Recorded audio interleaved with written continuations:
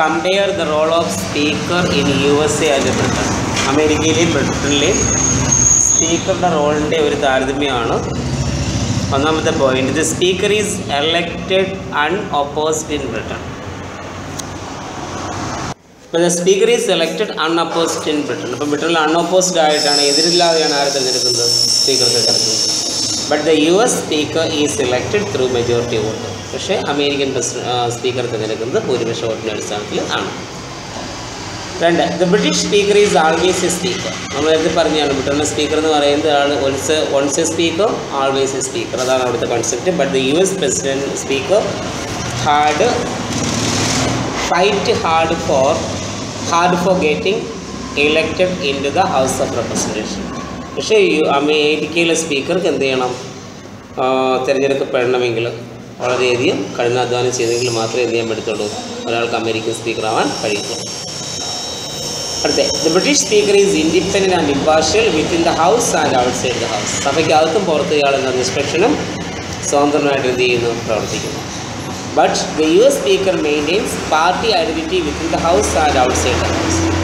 എന്നാൽ American speaker പാർട്ടിക്ക് സഭയ്ക്കകത്തും പുറത്തും എന്താ പാർട്ടി ഐഡൻറ്റിറ്റിയിലാണ് അറിയപ്പെടുന്നത്. ഇപ്പോൾ ഈ ഇന്ത്യയിലെ കേസ് നമ്മൾ പറയുകയാണെങ്കിൽ ഇന്ത്യൻ സ്പീക്കർ എന്ന് പറയുന്നത് inside the house he is independent and impartial, outside the house he can work for his party.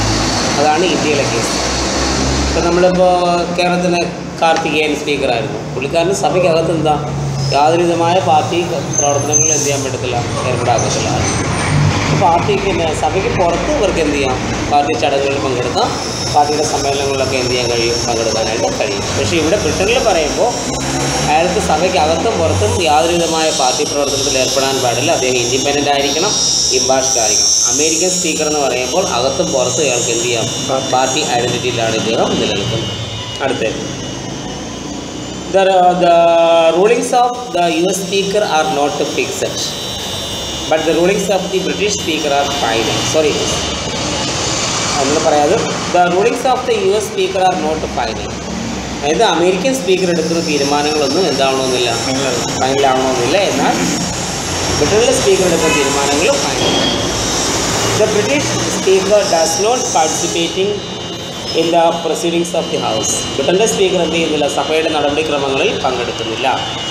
എന്നാൽ the US speaker participate in the debates and exercise right to vote on all occasions. American speaker എന്ത് ചെയ്യുന്നു? അവിടെ നടക്കുന്ന ഡിബേറ്റുകളിലോ പങ്കെടുക്കുകയും അദ്ദേഹത്തിൻ്റെ വോട്ടവകാശം എല്ലായ്പ്പോഴും എന്ത് ചെയ്യുന്നു? വിനിയോഗിക്കുകയും ചെയ്യുന്നു. ഇപ്പോൾ ഇന്ത്യൻ സ്പീക്കറിനും എന്ത് ചെയ്യാൻ പറ്റത്തില്ല? വോട്ട് ചെയ്യാൻ പറ്റത്തില്ല. പക്ഷേ in case of a tie he can exercise his vote. Tie വരുമ്പോൾ മാത്രമേ എന്ത് ചെയ്യാൻ പറ്റത്തുള്ളൂ? വോട്ട് ചെയ്യാൻ പറ്റത്തുള്ളൂ. ഒരു വാക്ക് പറയും, ടൈ അല്ല, വേറെ വാക്ക് കാസ്റ്റിംഗ് ഉണ്ട്. ഇനി the British speaker appoints parliamentary committees but the US speaker cannot do so. ബ്രിട്ടനിലെ സ്പീക്കർക്ക് എന്ത് ചെയ്യാം? പാർലമെൻ്ററി കമ്മിറ്റിയെ അപ്പോയിൻറ്റ് ചെയ്യാൻ കഴിയും. ഇന്ത്യയിലും സ്പീക്കറിന് എന്ത് ചെയ്യാം?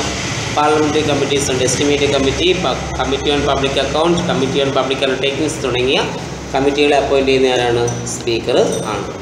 എവിടെ? ഇന്ത്യയിൽ. അപ്പം ബ്രിട്ടനിൽ ആണെങ്കിൽ സ്പീക്കർക്ക് എന്ത് ചെയ്യാം? പാർലമെൻ്ററി കമ്മിറ്റി അപ്പോയിൻറ്റ് ചെയ്യാൻ കഴിയുന്നു. എന്നാൽ അമേരിക്കൻ സ്പീക്കറിന് പാർലമെൻ്ററി കമ്മിറ്റി അപ്പോയിൻറ്റ് ചെയ്യാനുള്ള അധികാരം ഇല്ല. ഇന്ത്യയിലും ബ്രിട്ടനിലും ഏകദേശം ആണ്. ഇനി USA the speaker act as the leader of the house.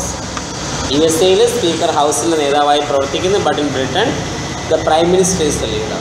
ബ്രിട്ടനിലെ പ്രധാനമന്ത്രിയാണ് ഹൗസിൻ്റെ നേതാവ്. Thus the British speaker is independent while US speaker is powerful. രണ്ടുകൂടെ നമ്മൾ കമ്പയർ ചെയ്യാൻ പറയാം. എന്താണ്?